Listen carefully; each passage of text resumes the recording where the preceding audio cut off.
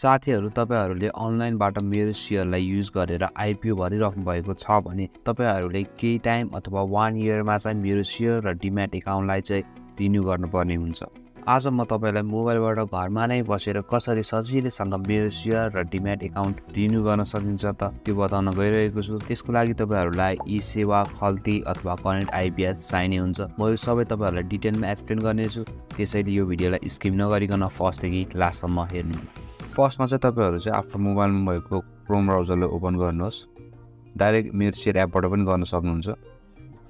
अनि क्रोममा गएर मेरो शेयर भनेर सर्च गर्नुहोस्।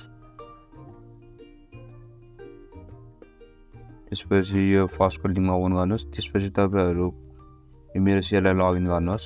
लगइन गरिसकेपछि यहाँ तपाईले हेर्न सक्नुहुन्छ यहाँ मेरो डिम्याट अकाउन्ट चाहिँ एक्सपायर भइसकेको छ। अब रिन्यू गर्नको लागि चाहिँ तपाईले यहाँ प्रोसिडमा क्लिक गर्नुपर्ने हुन्छ।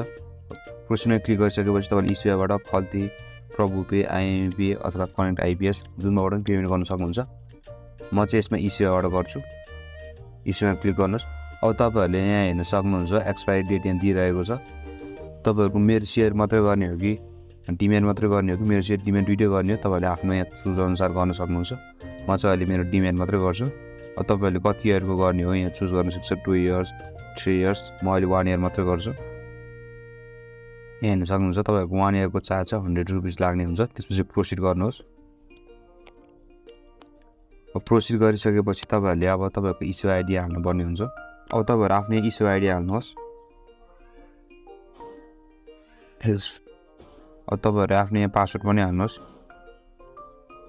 इस्यु आईडी लगइन गरिसकेपछि तपाईहरु यो ड्यासमा पुग्नुहुन्छ।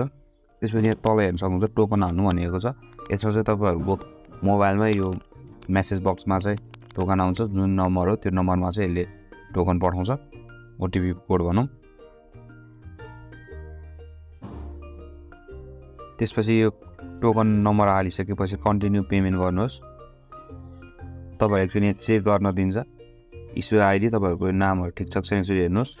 अब इमेल आईडी तपाईहरुले आफ्नो चोइस अनुसार हो, हाले पनि हुन्छ नहाले पनि हुन्छ। अब कन्टिन्यू पेमेन्ट गरिदिनुहोस्।